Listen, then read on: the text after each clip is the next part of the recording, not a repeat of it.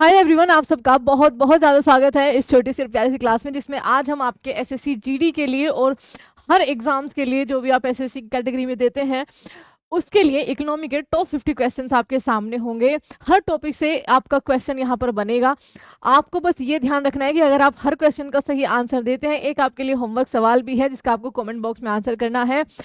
तो आपने हर टॉपिक को दैट मीन्स आपका अच्छे से यहाँ पर क्लियर किया हुआ है। तो चलिए शुरू करते हैं, इसको ज़्यादा बड़ी वीडियो नहीं रखेंगे, आपका रिवीजन जो है वो फटाफट से कराते हैं। पहला सवाल आप सबके सामने है कि इनमें से कौन सा निक्षेप के औपचारिक स्रोतों में सम्मिलित है। Which of the following is included in the formal source of deposits. तो आपका सही जवाब क्या हो जाएगा? कोऑपरेटिव्स। आपका ऑप्शन नंबर यहाँ पर क्या हो जाएगा? बी सही जवाब हो जाएगा, सहकारिता। मुक्त बाजार अर्थव्यवस्था डैश का एक महत्वपूर्ण पहलू है। तो ये बच्चा जो कैपिटलिज्म होता है, पूंजीवादी अर्थव्यवस्था होती है, उसके लिए है। पूंजीवादी अर्थव्यवस्था का जनक जो है वो एडम स्मिथ को कहा गया है। इकोनॉमिक का फादर भी एडम स्मिथ को ही कहा जाता है। इनमें से कौन सा विकल्प आपका व्यक्तित्व आयकरों की कटौती से पहले सभी स्रोतों से व्यक्तियों द्वारा अर्जित कुल आय को निरूपित करता है? तो ये आपकी क्या कहलाती है? या आप कहेंगे मैम ये राष्ट्रीय आय कहलाती है, नेशनल इनकम कहलाती है। Which of the following represent the total income earn by individual लिखा हुआ है तो बच्चा ये आपका पर्सनल आय हो जाएगा। ठीक है, individual from all source before deduction of the personal income tax, personal income वो आपकी कहलाती है। अगला सवाल आपके सामने है कि इस प्रश्न में दो कथन दिए गए हैं, जिसमें पहला अभिकथन ए और दूसरा आपका कारण आर है। सही विकल्प चुनने के लिए आपको उनका उपयोग कीजिए। अभिकथन है आपका राष्ट्रीय आय का प्राकलन करने समय माता पिता द्वारा दी गई पॉकेट मनी को शामिल किया जाता है। इसका कारण दूसरा यह माता पिता से बच्चों को भुगतान के हस्तांतरण को निरूपित करता है। देखो आपका ए जो है वो बिल्कुल असत्य है, लेकिन आपका जो आर है वो बिल्कुल आपका सत्य हो जाएगा। ठीक है, मानक जनगणना परिभाषा के अनुसार इनमें से किसे भारत में मुख्य कामगार के रूप में वर्गीकृत किया जाता है? जो बच्चा लगातार आपका एक व्यक्ति जो साल में 183 दिन तक आपका कम से कम काम करता है। किस प्रकार की बेरोजगारी में व्यक्ति अपनी क्षमता से कम योगदान देता है? तो अपनी क्षमता से कम योगदान वो आपका डिस्गाइज्ड अनएम्प्लॉयमेंट भी देगा। यहाँ पर कुछ अनएम्प्लॉयमेंट के टाइप है। फ्रिक्शनल आपका टेम्परेरी बिटवीन जॉब्स होता है, साइक्लिक हो गया आपका, और स्ट्रक्चरल आपका अनएम्प्लॉयमेंट। आगे देखिए, अर्थव्यवस्था में अंतिम वस्तुओं के लिए समस्त मांग के स्तर को निर्धारित करने के लिए इनमें से कौन सी धारणा बनाई गई है? अल्पकाल में यानी कि fixed final commodity price and constant interest rate are assumed in the short run. दूसरा है aggregate supply in assumed to be perfectly elastic, यानी कि समस्त पूर्ति पूर्णतः लोचदार माना जाता है।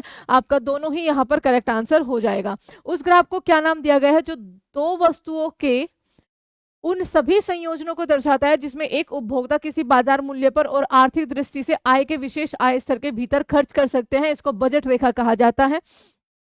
1944 में विभिन्न उद्योगपति के साथ, जैसे टाटा बिरला आपके हो गए, एक साथ जुड़े और भारत में एक नियोजित अर्थव्यवस्था स्थापित करने के लिए एक संयुक्त प्रस्ताव का मसौदा तैयार किया। वह योजना आपका बॉम्बे प्लान कहलाता है, बहुत इंपॉर्टेंट है। भारत में नई आर्थिक नीति जो है आपका 1991 में लाई गई थी, मनमोहन सिंह के द्वारा ये आपकी क्या की गई थी? इंट्रोड्यूस करी गई थी। ये आपको ध्यान रखना है। इनमें से कौन सा एक अप्रत्यक्ष कर है? तो सभी जानते हैं जीएसटी आपका अप्रत्यक्ष कर है। 1 जुलाई 2017 को उसको लागू किया गया था 101वें अमेंडमेंट एक्ट के द्वारा। डिजिटल परिसंपत्तियों पर आयकर के अलावा टीडीएस, देखो आयकर उस पर लगता है बच्चा, उस पर जो टैक्स लगता है वो आपका लगता है 30%, लेकिन इसके अलग उस पर 1% टीडीएस भी यहाँ पर काटा जाता है। ऑप्शन नंबर डी सही जवाब होगा। भारत में मौद्रिक नीति कौन लागू करता है? तो भारत में मौद्रिक नीति जो है वो रिजर्व बैंक ऑफ इंडिया, जिसकी स्थापना 1 अप्रैल 1935 को जो है वो करी गई थी। पहले इसका हेडक्वार्टर कोलकाता, अब इसका हेडक्वार्टर मुंबई है। और इसके जो है यहाँ पर ध्यान रखना, गवर्नर चेंज हो चुके हैं, जल्दी से नाम लिखिए उनका। भारत सरकार के लिए बैंकर का काम कौन करता है? तो आपका भारतीय रिजर्व बैंक बैंकों का बैंक कहलाता है। अगला सवाल है, मान लीजिए कि अमेरिकी डॉलर और भारतीय रुपये के बीच विनिमय दर जो है वो आपका $1 बराबर 55 रुपये है। अभी के टाइम पर क्या हो गया? 87 से ऊपर चला गया है। यदि यह विनिमय दर बढ़कर 60 हो जाती है तो इसी स्थिति में अमेरिकी डॉलर की तुलना में भारतीय रुपये का क्या हुआ है? डिप्रिसिएशन, डिवैल्यूएशन हुआ है, आपका अवमूल्यन हुआ है, हमारा रुपया नीचे गया है। इनमें से कौन सा पद एक ऐसे परिदृश्य का वर्णन करता है जिसमें एक अर्थव्यवस्था एक ही समय में मुद्रास्फीति और वास्तविक उत्पादन में गिरावट दोनों का सामना करती है? और ये आपकी कहलाती है स्टैगफ्लेशन। यहाँ पर आप देख सकते हैं स्टैगफ्लेशन में जीडीपी नीचे जा रही है, अनएम्प्लॉयमेंट ऊपर जा रही है, डिमांड नीचे जा रही है और इन्फ्लेशन आपका लगातार ऊपर जाती है। आगे देखिए, भारतीय बीमा नियामक और विकास प्राधिकरण का गठन आपका 1999 में किया गया था, ऑप्शन नंबर ए सही हो जाएगा।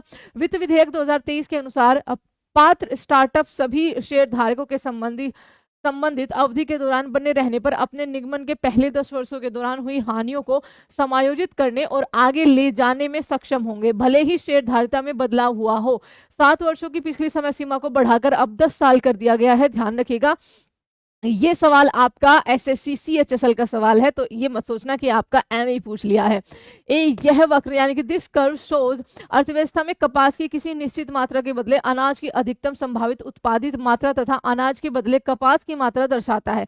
इस वक्र को क्या कहा जाता है बच्चा? इसको एमपीपी कह देते हैं, यानी कि मार्जिनल प्रोडक्शन पॉसिबिलिटी। इनमें से कौन सा एक वर्ष के दौरान एक फर्म के माल सूची में परिवर्तन के व्यक्त करने का सही तरीका है? एक वर्ष के दौरान एक फर्म की माल सूची में परिवर्तन, ओके। दूसरा है एक वर्ष के दौरान एक फर्म की माल सूची में परिवर्तन जो कि मूल्यवर्धित फर्म द्वारा प्रयुक्त मध्यवर्ती वस्तुओं, एक वर्ष के दौरान फर्म की बिक्री, ओके। और ये है आपका मध्यवर्ती फर्म द्वारा प्रयुक्त मध्यवर्ती वस्तुएं, एक साल के दौरान फर्म की बिक्री। एक वर्ष के दौरान फर्म की माल सूची में परिवर्तन इस तरीके से, मध्यवर्ती प्लस वो माइनस है बच्चा, यहाँ पर माइनस है, प्लस फर्म द्वारा प्रयुक्त मध्यवर्ती वस्तुएं प्लस एक वर्ष के दौरान फर्म की बिक्री। एक वर्ष के दौरान एक फर्म की माल सूची में जो परिवर्तन आता है वो मूल्यवर्धित प्लस फर्म द्वारा प्रयुक्त मध्यवर्ती वस्तुएं माइनस एक वर्ष के दौरान फर्म की बिक्री। 1973 में भारत के विदेशी मुद्रा को विनियमित करने के लिए निम्नलिखित में से कौन सा अधिनियम पेश किया गया था? तो बच्चा फेरा आपका यहाँ पर पेश किया गया था, FERA। आयत प्रतिस्थापन रणनीति को सामान्यतः क्या कहा जाता है? Import substitution strategy is generally cold inward trade आपका स्ट्रेटेजी। ठीक है, अगला सवाल आपके लिए, इनमें से भारतीय प्रधानमंत्री और उनके द्वारा शुरू की गई पंचवर्षीय योजना का आपको मिलान करना है। देखो जवाहरलाल नेहरू पहली में भी थे और दूसरी में भी थे। ठीक है, यहाँ पर सही जवाब हो जाएगा मनमोहन सिंह, अटल बिहारी वाजपेयी। अटल बिहारी वाजपेयी पहले आए थे तो यहाँ पर 10वीं में और मनमोहन सिंह आपके 11वीं में।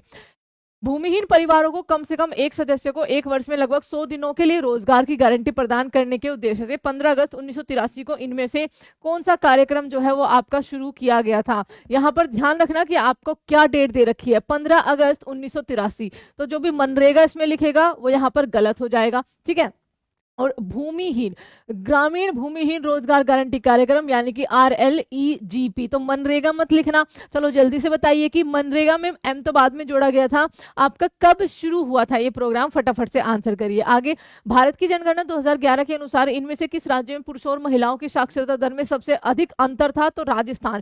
साक्षरता दर सबसे कम बिहार में थी। मैंने ये जनगणना में क्वेश्चन कराया हुआ था और एक बच्चे ने लिखा हुआ था कि मैम राजस्थान में महिलाओं की सबसे कम थी साक्षरता, तो ये गलत होगा, बिहार में ही थी। ओवरऑल भी बिहार में ही साक्षरता दर 2011 के अनुसार कम थी और महिलाओं की भी वहीं पे थी, तो ये चीज ध्यान रखना आपको। 2011 की जनगणना के अनुसार भारत में केंद्र शासित प्रदेशों में से किसमें प्रति वर्ग किलोमीटर जनसंख्या घनत्व सबसे कम है? तो चंडीगढ़, जम्मू कश्मीर, दिल्ली, अंडमान निकोबार, इनमें से सबसे कम होगा। भारत का ओवरऑल 382 है, सबसे ज्यादा बिहार का है और सबसे कम अरुणाचल प्रदेश का हो जाएगा। मानव विकास सूचकांक यानी कि HDI के अनुसार 2021 और 22 की बात हो रही है, पड़ोसी देशों में कितने देशों को HDI की अत्यंत उच्च मानव विकास श्रेणी में रैंकिंग मिली थी? तो एशिया के बहुत कम होता है, बहुत रेयर होता है कि कोई आपका नंबर 1 पर आ जाए। 0 यहाँ पर आंसर हो जाएगा। नंबर 1 पर इसमें स्विट्जरलैंड है। ठीक है, अभी स्विट्जरलैंड यहाँ पर ध्यान रखना। भारत की रैंक 134 है आउट ऑफ 193 नेशंस। बहुआयामी गरीबी सूचकांक 2021 के अनुसार भारत के इनमें से किस राज्य में गरीबी दर सबसे अधिक है? तो बिहार राज्य में सबसे ज्यादा है। वित्तीय वर्ष जो है वो क्या होता है? तो वित्तीय वर्ष होता है आपका सरकार के लिए वित्तीय रिपोर्टिंग अवधि को दर्शाने वाला एक आपका साल। सैम की वार्षिक आय 9 लाख है, ये 90 लाख नहीं होगा बच्चा, ये 9 लाख होगा। ठीक है, सैम की वार्षिक आय 9 लाख है। भारत का कौन सा टैक्स स्लैब आपका जो नई अर्थव्यवस्था है यानी कि जो हमारा बजट 2025 यहाँ पर क्या किया गया है, पेश किया गया है, उसके अनुसार ये आपका किस टैक्स स्लैब में आएगा? 10%, 5%, 20% और एक और ऑप्शन आपका E 0% यानी कि आपका नो टैक्स। तो आप सबको अब यही बताना है इस सवाल का आंसर, क्योंकि आप सबने बजट जो है वो अच्छे से पढ़ा हुआ है। सरकार का हस्तक्षेप चाहे वह मांग का विस्तार करने के लिए हो अथवा इसे कम करने के लिए हो, क्या कहलाता है? तो ये आपका स्टेबलाइजेशन यानी कि आपका स्थिरीकरण कार्य कहलाता है। अगला, इनमें से कौन सा कार्यक्रम 1979 में गरीबी रेखा से नीचे रहने वाले उन परिवारों के ग्रामीण युवाओं के पारंपरिक कौशल को उन्नत करने के उद्देश्य से शुरू किया गया था, जिनकी पारिवारिक आय 3500 प्रति वर्ष से भी कम थी? तो इसे कहा जाता है बच्चा ग्रामीण युवाओं का स्वरोजगार हेतु प्रशिक्षण। And thank you so much everyone. ये थे आपके मोस्ट इंपोर्टेंट हर एक टॉपिक से इकोनॉमी के सवाल, चाहे वो करो का हो कोई भी हो, तो आपको सारे सवाल जो है वो प्रीवियस ईयर में आराम से मिल जाएंगे, बहुत इंपॉर्टेंट है। और thank you so much. I hope कि आपका ये रिवीजन अच्छा सा हो गया होगा, फटाफट हो गया होगा। तो take care everyone, bye bye and thank you so much.